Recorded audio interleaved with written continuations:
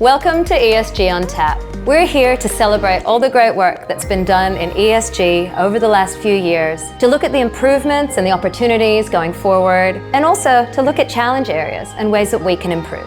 So what better place to be than the Occidental Hotel, where people come, talk about their achievements, talk about their success, and then also brainstorm how we can do it better.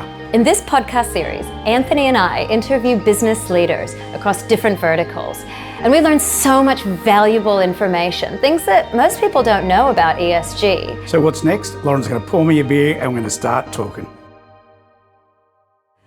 We have with us Maka Kama, Chief Digital Officer at the Aquarium and Chief Evangelist at Alliance ICT. Welcome, Maka. Thank you. Now, ESG is really important to you. Tell me why. Well, ESG means a lot of things to a lot of people. For me, it means social impact. The way businesses operate today, well, traditionally in history, hasn't been in a way that perhaps you might call being held accountable, particularly in the way that you impact the community. So ESG is a framework or a methodology of trying to hold businesses to account and helping them understand that not only are they operating financially, but they're also existing in an ecosystem. So the way that they operate impacts the community, and ESG gives them a guidance and an indication of how to do that properly. Tell us about your community and how ESG impacts that. Well, there's a wide range of communities, and what's important to me is the intersectionality of all these different communities. And when you assess all of the different affected communities by businesses and services, unfortunately, there are many that are excluded. And the data shows that the ones that are most excluded are the underprivileged communities. And in those underprivileged communities, they are unfortunately often the First Nations communities of nations and nation states. So my view is that if you're able to solve many of the problems for First Nations communities, often what happens is you end up solving the majority, if not all of the problems for all communities. And so what that means is a First Nations first approach to co-designing business solutions for communities. Hopefully that makes sense. So if that's the case and we're co-designing solutions for businesses, how do we then relate that back to ESG? What are the ideas that we can leverage from First Nations to bring into ESG today? It's a great question. I think first of all, there has to be a willingness to engage. So for most businesses that aren't used to this, they perhaps have a reticence or a hesitation to become involved. And in many ways, it's understandable, because if folks feel like they don't have a right or they're afraid of figuring out how to engage, then it's very fair. So I think that for folks that are in the ESG space, that are consulting in this space, it's important for them to be sympathetic and empathetic and to help them understand that businesses are willing. And if they're willing, I think that's the key first step. Once willing, then we go to work. We try to help uplift awareness, help uplift the fact that culture matters. And in fact, it's an important opportunity for not just innovation, but for the bottom line. In fact, it's not just one bottom line, it's a triple bottom line approach. And that's why I think for businesses today, in order for them to understand that this is a really good medium to long-term strategy, that they need to pay attention to ESG.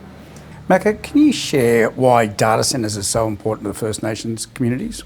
I'm really glad you brought this question up. Thank you, mate. So a lot of people don't realise that the data shows that First Nations communities are digitally disconnected. And there's a huge amount of hype around artificial intelligence. Well, that's not going to work in communities where they don't even have the fundamentals. And what are those fundamentals? It usually actually starts with data centres. There are three factors that determine digital inclusion and digital exclusion: access, affordability, and ability. But it starts with access. And fundamental to access, especially in technology, is data centres.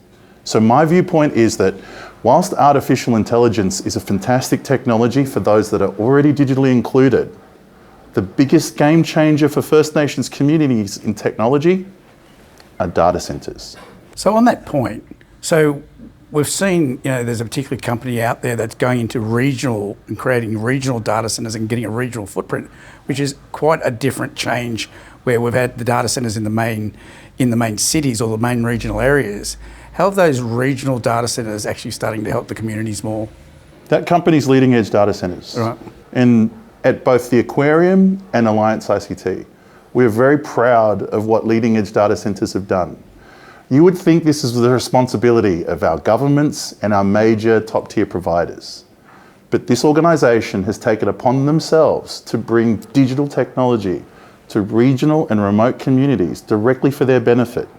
And by doing so, they are actually serving First Nations communities at the same time. Okay, so Maka, going on that theme, I'm going to continue that theme a little bit more, right? So, you know, the First Nations communities have had this wonderful, you know, they use yarning circles to share information, to share ideas, basically to help each other. And, you know, I think, you know, when we were having discussions previously, you know, that yarning circles aren't just First Nations, even a pub's a yarning circle, and that's why we're here today. But, you know, is there people who aren't being invited into those yarning circles who are the missing critical links into the discussion? Every First Nations communities has a version or a form of yarning circles. Here in Australia, Aboriginal Indigenous yarning circles are a fantastic process of sharing and collaboration. I think that there's a lost opportunity to leverage the power of yarning circles, particularly for its amazing co-design effect. Why is co-design important? It's important because it's an opportunity for businesses and communities to co-design solutions together. Now let's be honest, businesses do not know everything. And wherever they have gaps, wouldn't it be better, rather than assuming what the solution should be, wouldn't it be better to find out directly from these communities what the solution could be? And then they can co-design that together. Yarning circles, as you say, are a fantastic opportunity to open up that dialogue. But I'd go one step further than that. Rather than second guess that they should be included in that conversation, shouldn't they just be included just in case? Don't assume that... Just like I said, inclusivity is the greatest superpower of this generation. So one of our 10 fatal errors is false assumptions. So and a lack of inclusion, right? It's not just about inclusion from a technology perspective, it's also from a social perspective, also from a cultural perspective. Yeah, spot on. Also from a governance perspective. Absolutely. Being a part of the decision-making processes of why we do things and why we don't. Yep. It's not about the fact that we make choices to do certain things. It's about the opportunity to be asked for your opinion and to be a part of the process. Be involved in the scope. Just be part of the process. I agree. So what should businesses do to get involved? What is the first step that a business should take to be able to include First Nations peoples in their policies and their procedures in approaching ESG? First step is to sit down with everybody within the organisation, open up a yarning circle, and talk to everybody in the organisation about how they feel. And the number one question that should be asked is, what can we do about this? And does it matter? And hopefully the answer is, we can do a lot, and yes, it does matter to us, and it's part of what we stand for as an organisation. Now, if they're the answers, then the next step is to get help. There are some fantastic consultants out there that can provide the right assistance and give them the guide rails to go through the process. Because usually what stops people, once they've done this first step, what stops people from taking the second step is the fact that they don't know how to move forward. And so what you need to do is to get help. And if you can get help with the right types of consultants that will assist you on the journey, then from there, you'll be well on your way. So we've really hit hard on the S, on the social impact. But if we actually go back to that E, that environmental, we have so much to learn from our First Nations people about the environmental impacts. I mean, if we even look back at the bushfires and understand that that all happened because we weren't backburning, and that was something that First Nations people taught us how to do and we just didn't do it. What are other things that we can learn as far as businesses when it comes to the E? So First Nations people, fundamentally, as part of First Nations identity, have an affinity with the land and a very strong relationship with the land. And so often when businesses are operating within certain jurisdictions or certain communities, the first thing that they should be doing is consulting the First Nations leaders of the communities within which they're operating. When they do so, what that does is it, first of all, provides a level of respect to say, we wish to operate kindly within the community that you are currently the leader of. Can we speak with you about What are the rules of engagement? Now, if I were to walk into someone's organisation or someone's pub or someone's business and begin to start doing things completely against the rules, without permission, inconsistently with their culture, they'd consider that to be rude. I think that, unfortunately, folks forget the fact that this is just about at least thinking about the things that we're taught when we're children, which is just having manners. Once you start with that process, from there, it's about listening, having consultation, and then going through a process of recognizing the fact that you might not know so much. So there are other folks there that in First Nations communities in particular, that can assist you with the impact of your operations upon the environment. So when you look at all the different aspects of environmental impact, that includes the amount of carbon that is being consumed within that vicinity, the quality of the air, the impact of wastage, the quality of the water, the energy consumption. This actually is the first part of the journey around ESG, and often the specialists in these areas are those First Nations communities. So if you were to ask me how businesses can learn from First Nations communities, well, actually, they would learn an immense amount, particularly with respect to those very specific regions within which they operate. That should be the starting point. But yeah, we've talked a lot about the social aspects because people forget about that, and I'm quite passionate about it. Also, I think we've also touched on the G, which is the governance and the decision making. But people forget that the G is comprised not just of cost control, but innovation.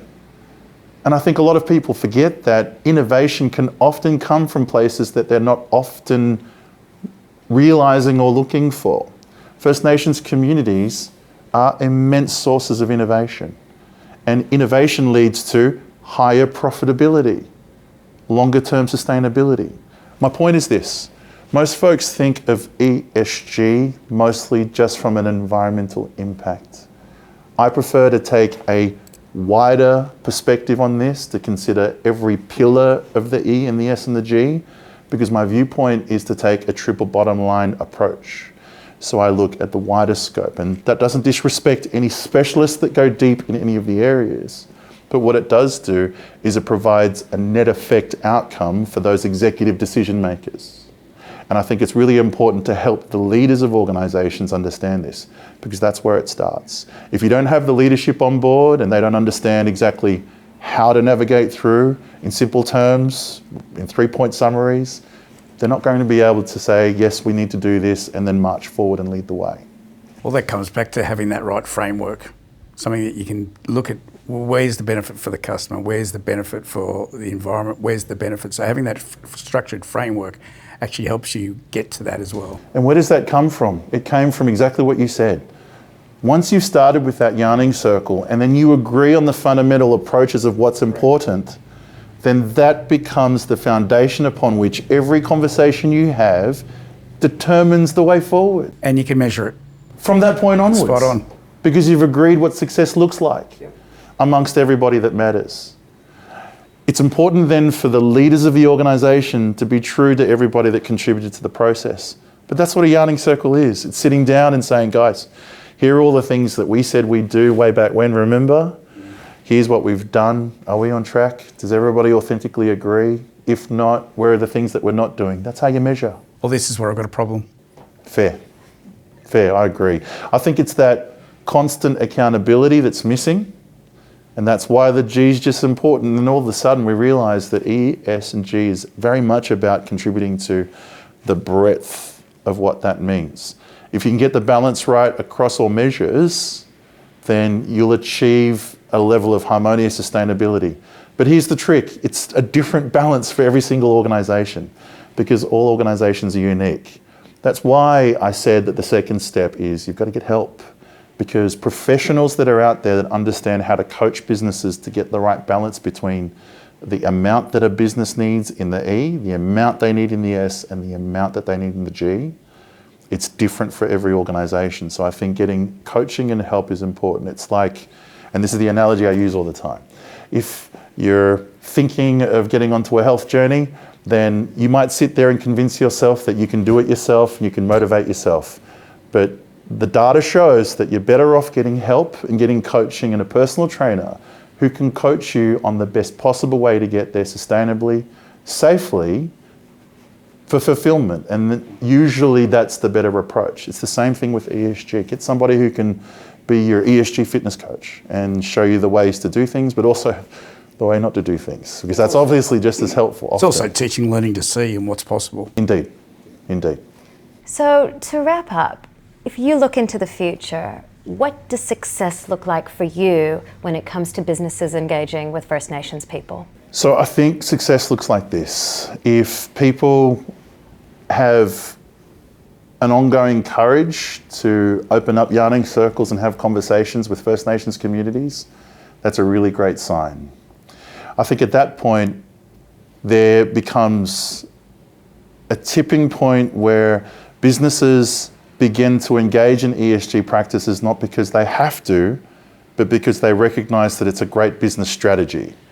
For the most part, if you talk to Big Four firms or large organisations and ask them, where is your ESG strategy? They will say, we're waiting for it to be enforced by the law. That's what they would say to you. And most of the ways in which they're messaging to the market right now is that it's important, but they're not genuinely engaging in it yet because it's not being forced by the government. My viewpoint is different. I would like to see organisations move because they feel like it's a good idea to, not just because the law's telling them to do so. Now, if you'd ask me how can venture capital organisations assist here, I think you might look at some of the world's largest venture capital organisations that are saying, well, actually, if you want this capital, you need to meet these ESG compliance requirements. I think that's a good thing. And I think venture capital organisations that have gone through this process, they've determined that this is an important part of their values, are putting their money where their mouth is. And it would be great if more venture capital organisations did the same thing. Great. Thank you so much, Maka. This has been a fantastic conversation. Well, thank you for bringing me in. I really appreciate it. And on behalf of the Aquarium and Alliance ICT, it's been a fantastic conversation. Thank you. Thank you.